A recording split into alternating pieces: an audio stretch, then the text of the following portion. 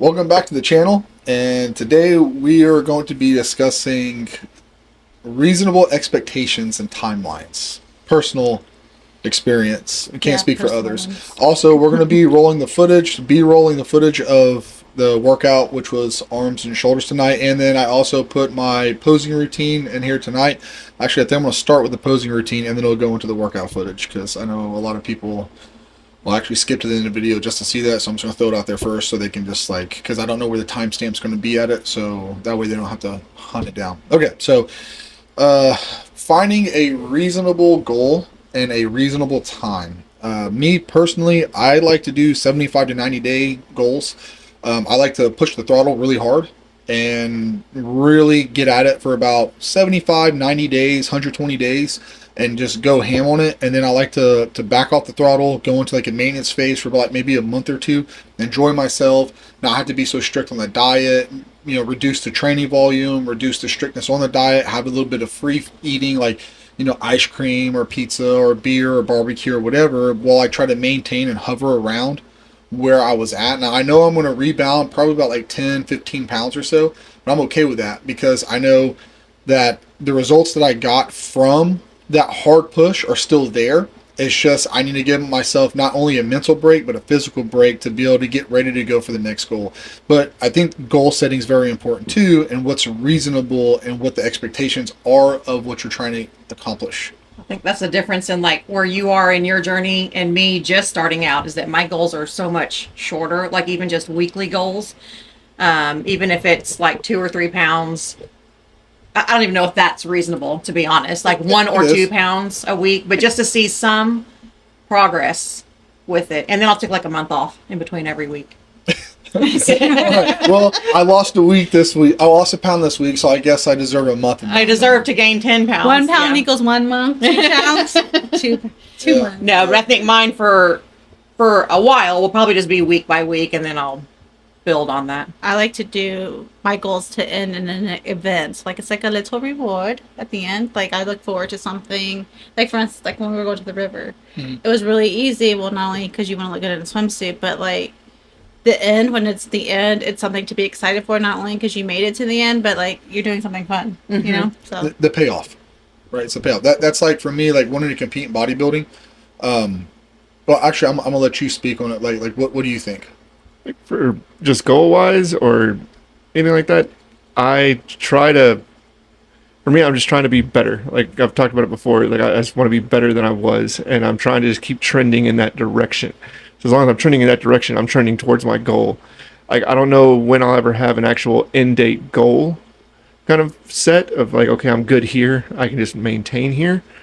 But as of right now, like my goal is just to continue. Like by the end of this year, I would like to be at a lighter weight than what I was before the river. But you don't have like a number in mind? So is it more so a look than a number?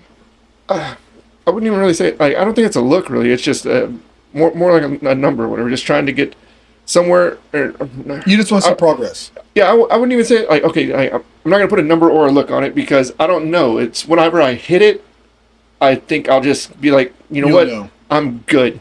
Like if I can maintain this, I'm fine with that. That's perfectly good with me.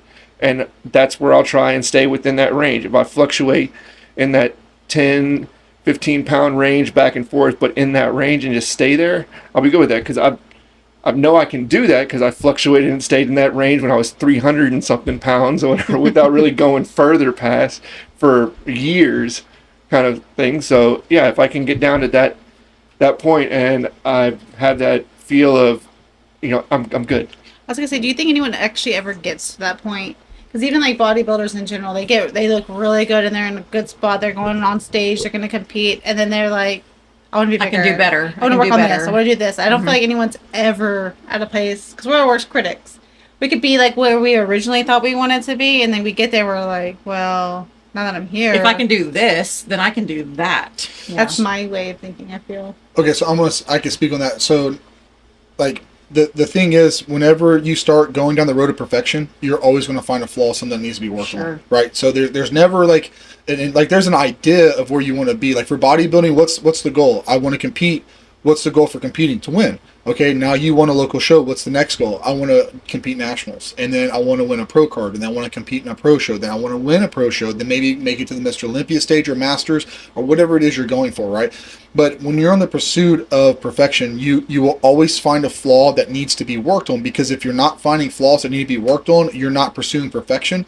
And in order to win in that sport, you have to be pursuing perfection. It's all now. There are genetic outliers that will not allow you to win. Like if you when people talk about genetics when it comes to bodybuilding, they're not talking about how fast you grow or how well you grow. They talk about how genetically well your body's proportions are, how long your thighs are to your shins, your biceps to your forearms, how long your torso is, where your lat tie-ins are. If you have elongated biceps, short-gated biceps, if you have long, like the way the muscle is shaped is depending on where the tendon and the length of the tendon is. If you have bubbly muscles from where the tie-in is to the joint, on the tendon to the muscle belly. So there's some things that are literally out of your control and there's nothing you can do. But even with that being said, even if your goal is to be like, I just want to win a couple local shows, like you will always be on the pursuit of perfection. So there will never be a moment where you look at yourself and think this is perfect until you stop.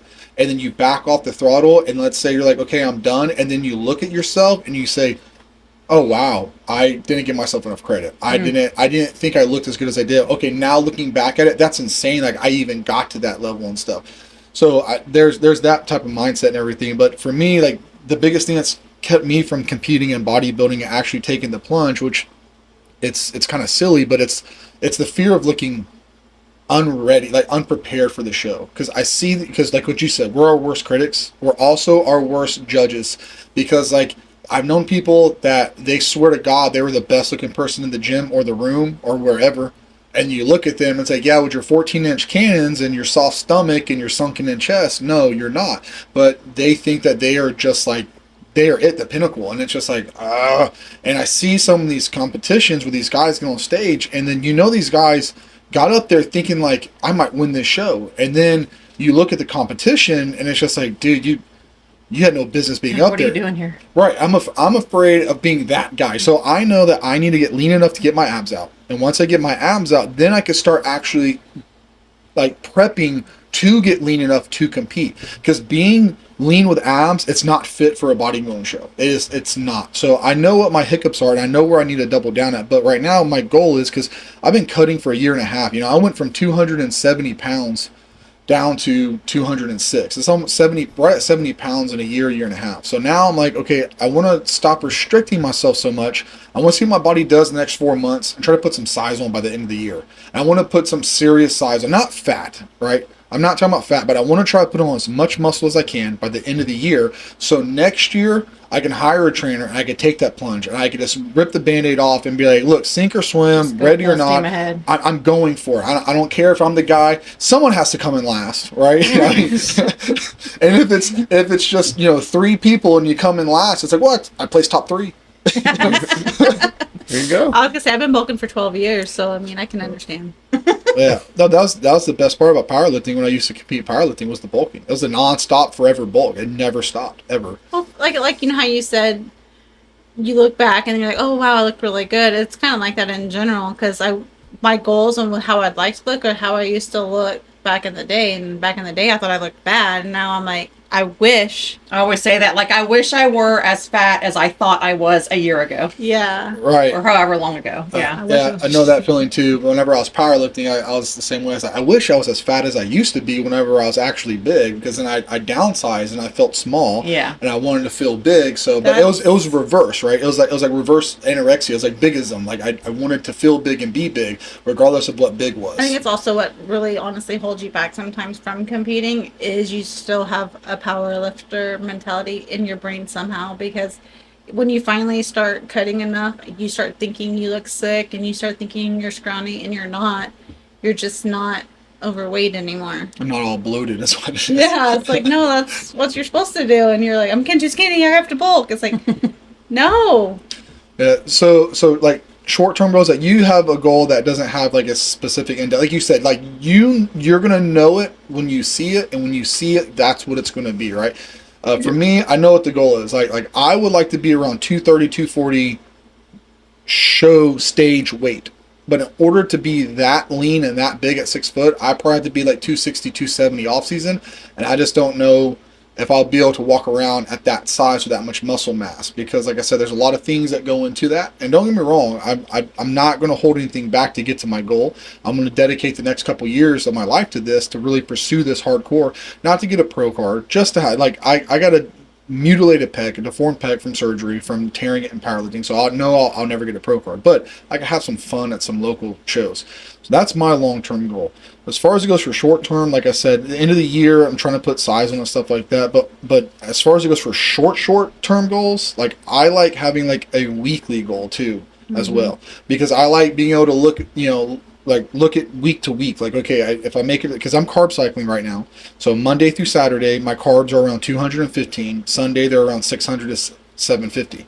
Because that's my high day. Simple carbs, low fats, low protein. Very low fat, very low protein on Sunday. So my goal is, like, if I make it to Sunday and I don't miss a single meal, red meat and rice, just ground meat and rice 6 times a day for 6 days a week, and I get to Sunday, I have successfully won another week, right? I have accomplished another week, and that's a goal in itself, being able to do that. Regardless if I see the scale moving, if I see the weight moving, or my size, or whatever. That sounds awful, by the way. What's that? 6 days a week, just ground beef and rice. It's actually easier than you think. When you start getting used to it. Yeah, 6 times a day, 6 days a week. And then on Sunday, I carb up. I eat a lot of carbs on Sunday. It makes it easier when you have like when you have something to look forward to. Yeah. Like, okay, sure. Sunday I get to eat a bunch of stuff. So the things you crave, you think about them, and then come Sunday, he's eating the same thing so long that he's like, See, when I did the 75-day boiled chicken and brown rice, once I got deeper into it, it didn't bother me, because I liked seeing the days stack up. But don't misunderstand. I was miserable, and I was a wretched human being to be around. Like I hated that diet. I had no joy in my life. I did have joy, but when it came to like that realm of things, I was always hungry. I was always irritable. Like it wasn't fun. Like the ground meat rice is something I enjoy eating, and it's something easy to do for me. Yeah, you got to find that meal that you're going to be able to do that with, like whatever it might be. For some people, it's chicken and rice. For other, like for me, like I don't do like chicken breast and rice and stuff. I can't do that unless it's being cooked fresh for every single meal, and I don't have that perk and luxury to have it cooked fresh. That way the chicken's warm, juicy, not dried out, not microwaved, not rubbery or whatever. Like, ground meat and rice is much more sustainable. It's much more forgiving to reheat, sort of thing. So you can make it in bulk and stuff. So, and it tastes so much better. There's so much more flavor for me in ground beef than I'm gonna find in chicken or opposite. Anything else. Your chicken all the way? It's not even so much chicken. It's ground beef is just like too greasy for me, and I have like some kind of sensitivity to grease, and it just makes me feel so the only time I really eat ground beef is in spaghetti.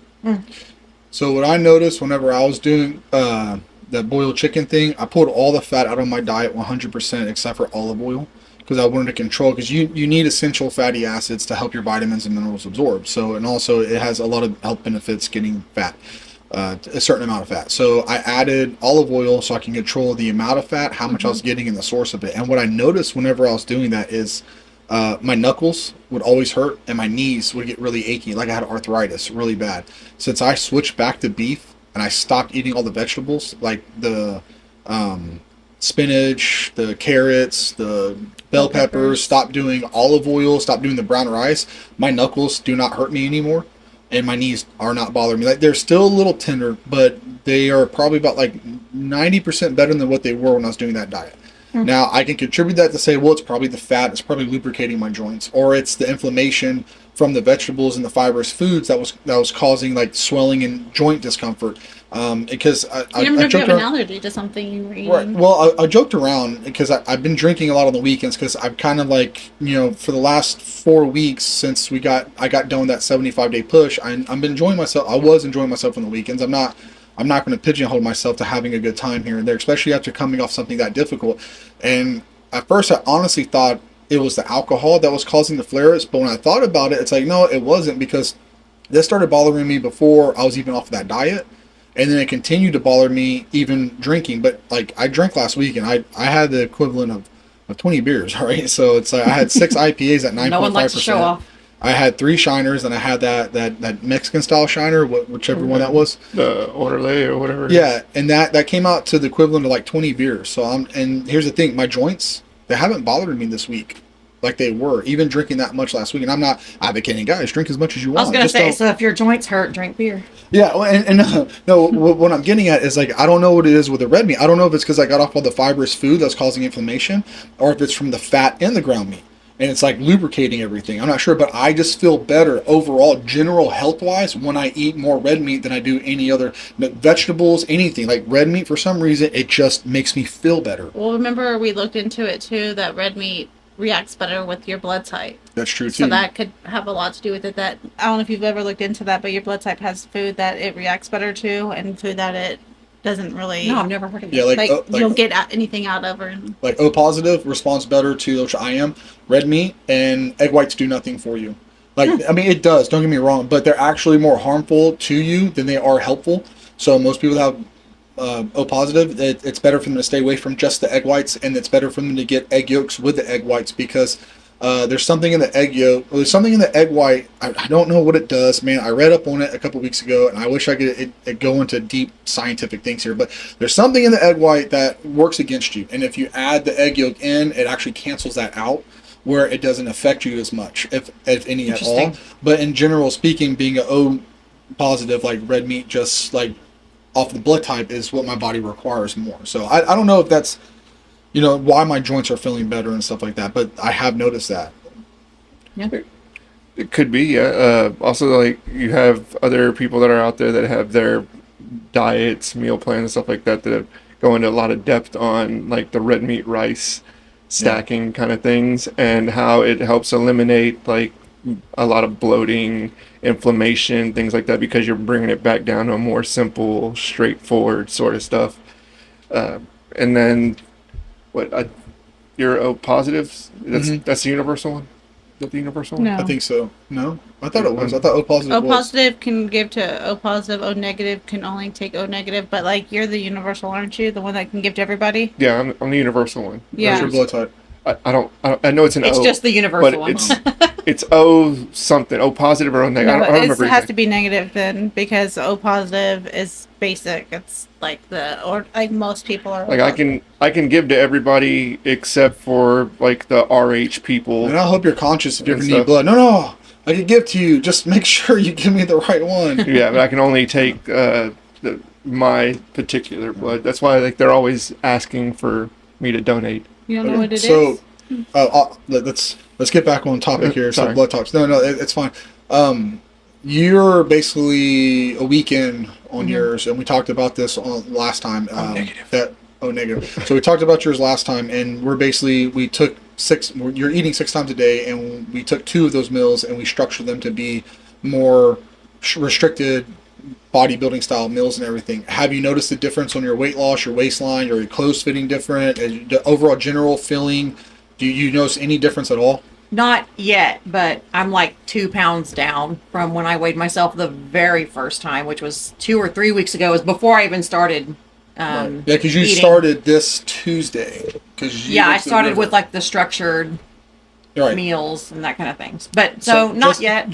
But still, just by simply changing out those 2 meals for the last 4 days, you're down 2 pounds in 4 days.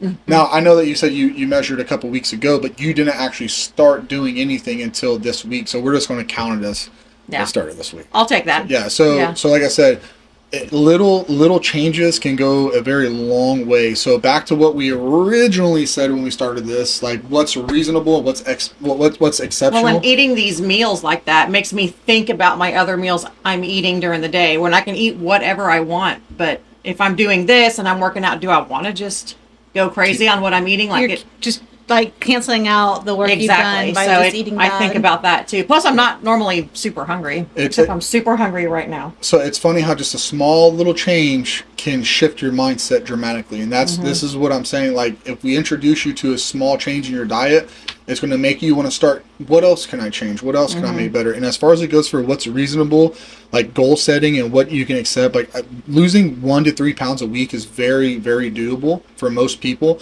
I know myself, when I'm in a cut, I normally can lose about 2 to 3 pounds a week on average. When I'm getting really, really lean, it'll slow down to about 1 pound. Given if you don't have any hormone imbalances or any type of like and just deficiencies that you need to bring up, because your vitamin B, your vitamin D, your thyroid, your estrogen, your testosterone, there's a lot of things that could be going on behind the scenes that could be preventing, blunting, slowing down your weight loss. But the laws of thermodynamics are pretty clear, and they apply to everyone no matter what. If you eat under your maintenance calories, you're going to lose weight no matter what. Like, you can't put someone in a camp and take all their food from them. Let's say a fat camp. You put someone in a fat camp and you give them 2 carrots a day, they're not going to gain weight. They're going to lose weight. It's just the way it is. You can, well, they have a medical condition and their hormones don't. No. See, logically speaking, your muscles require calories to move, like a car requires gas. If you take gas from that car, it can't run no more. Same thing for your body, but your body will start consuming its natural resources, which is stored body fat and everything. So pretty much losing 1 to 3 pounds is ideal. That's a very real easy. Now, working out 6 days a week, and if you had a cardio in, yeah, like with what you're doing right now, half a pound, 1 pound. Once you start getting deeper into your diet and you start getting closer to 3-4 meals a day that are more structured, and you're working out aggressively 6 days a week, you can start looking at between 1 to 2 pounds a week. And then whenever you start getting more structured, if you start doing cardio, you can look upwards of even 4 pounds a week. At your size, at your height, it's not unreasonable or unheard of to lose about 4 pounds a week for the first couple of weeks, and it slows down to 1 to 2, and then 2 to 3, and then slows down to 1 to 2 and everything. Because I think for a while there, you were losing close to about 3 pounds a week. I think for a good minute, like you were losing about 3 to 4 pounds a week. I know the beginning for me, when I first started at 270, I was losing about 4 pounds a week, and it slowed down to 1 pound a week towards the 220s is when it started slowing down. So, and depending on how hard you diet, how deep you get into it, how aggressive you go about it, and what the outside influences and interferences are, reasonable goal setting is literally 1 pound a week. And a lot of people get discouraged of that. Like, I help train people, and I tell them, look, let's shoot for 1 pound a week. What? Yeah, that's nothing. nothing. That's nothing. It's like, listen, if you can just stick to this for a year, right? This simple, mild change for a year, and you lose 1 pound a week, that's 52 pounds in a year. Where are you going to be at if you don't do this in a year? Where you are or worse. You do this for 2 years, that's 104 pounds in 2 years. That's a human being that you just lost. I had this one girl, not to go too deep into a tangent, but I had her on a program, I had her on a diet, and then I told her, look, just do this program. And then she goes to the gym, and then she works out for like 3.5 hours, 4 hours. And she's so proud of herself, she calls me up. She's like, oh my God, you won't believe I just had a great workout for like 4 hours. I said, okay, well, don't do that. Your training is around like 45 minutes a day, 3 days a week. Let's not do that. Well, I'm proud of myself. Okay, that's great. You can be proud of yourself, but don't do that again. Well, why not? Because you're on restricted calories right now, and you have so many calories a day to burn, consume, and function. And if you go past that threshold, you're going to get lethargic, and you're going to crash and burn, and you're going to get so fatigued, you're going to want to give up. And you're going to go to a bad place mentally. Don't do that. We have to slowly get you to where we need you to be over time. Well, I think I know what I'm doing. It's like, okay, you came to me for help, and you said, hey, I've been this way for X amount of years. Every time I try, I fail. Could you please help me? And that's what I'm doing. And now you're trying to tell me, right now you're trying to tell me that you know better than me, and you're getting upset with me because I'm telling you, hey, why don't we do less and get more out of it? Do you really want to spend 4 hours a day, 7 days a week in the gym to lose weight? No, nobody wants to do that. So it's like, why don't we spend 45 minutes a day in the gym for 3 days a week, and let's see where we get with that first, and then we'll make adjustments if we have to. Well, she got so freaking mad at me and started cussing me out. She told her husband came at me, and I was just like, dude, like, okay, for real, like you need to calm down. I showed him the messages, and he was like, oh yeah, my wife's in the wrong, because she got really aggressive towards me and everything. And then 3 weeks later, she completely quit, was back eating how she was, and gained even more weight back than what she did when she first originally came to me for help. And it's just one of those things where, like, I just think it's comical that, like, people always in the beginning sometimes thinks more is better, and it's not always the case. Small changes that are doable over long periods of time, if the goal is to be generally healthier, and you're not going for I have a deadline in 3 months, I want to go to the beach, or I have a photo shoot, or I'm going to a family reunion, or whatever. if you're doing it like for you, like you said, I'll know when I get there. Because that's long term. That's the mindset of 1 pound a week. I'm good, because in 3 years, that's 156 pounds in 3 years. That is massive. That's huge. Right? So it's like these little things are simple to do, but it's like, can you do them? And then you think about it. And then I had a girl tell me before, this is another girl, she was morbidly obese. She was massive, over 300 pounds at like 5'2". And then she told me, right, that's going to take too long. It's like, okay, well, for the last 30 years, you've been this 300 some odd pound female, and you're telling me 2 years is too long? Well, what if you don't do it at all? How long is it going to take then? Like, how long is it going to take if you don't do it at all? Okay, let's say you don't do it in 2 years. Where are you at then? Oh, still this big. Okay, let's go 4 years. Where are you at? Still this big. Oh, let's go 6 years. We're still this big. So you'd rather go the next 20 years living miserable and uncomfortable at this size than just making very small changes that will yield results over a long period of time and look better and feel better. Not even just looking better, but feeling better. Because 300 pounds, that's hard being 300 pounds. I can imagine. Heaviest I got was 200. 290. 290 was the heaviest I got. And it's hard being 290. Breathing, sleeping, twisting, turning, bending, everything. So... Tying shoes. That's why you get slip-on work boots. All that stuff. Like it's super uncomfortable. Like, it's hard to just do regular everyday task when you're that size. And what makes it worse is when sometimes you don't notice you're that size. It creeps up on you. You still kind of think like, nah, I'm not really that. Not that big. Not that big. I mean, I got a little bigger, but I'm not that big. And then one day you finally do get a scale and you step on it and you're like, I am that big. Yeah, I think it creeps up on most people. I know you feel like it crept up on you. Like, one day you just woke up and you're just like, whoa, hold on, wait a minute.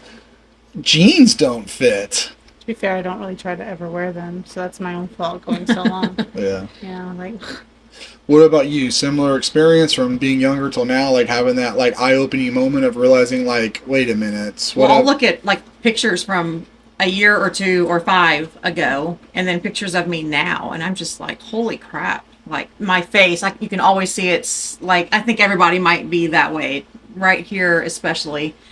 And looking at older pictures, I didn't have that, and probably thought I didn't look good then. But I'm looking at me now, and it's like, I guess go back to that. I'd go back to that fat, which wasn't fat, but yeah. I get exactly what you're saying, and I think the older we get, the more we reminisce on old times and old images, and like, man. But another thing to do, instead of looking at it like that, instead of looking like this was my best, or this is where I was, or if I could just go back to that, the mindset should be like, no, I'm going to be better than that. That's not going to be my best. That's not the end. Like, I'm not giving up saying this is my best days are behind me.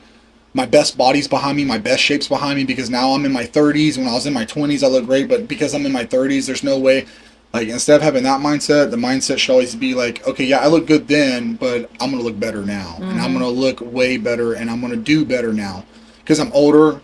I'm in a better spot in life. I'm more financially capable, or whatever the case is. Like, the mindset should be like, this isn't something that's going to like if you're always looking at the past, right, you're never going to see the future. So, I mean, respect the past, but look towards the future of like, okay, this is where I want to go. This is where I want to be. And learn from it. Like, yep. So, like, learning nutrition, that's the most important thing you can do, is learning how to control yourself, like what you're doing. Very simple. Change these 2 meals, and now you look at all your other meals, be like, well, I suffered through this meal, so do I really want to give up those results by eating crap on these? No, I'm going to eat a little bit better. And it's yielding already 2 pounds. That's a huge accomplishment. It's huge. Huge. It's huge. It's going to be huge. Huge.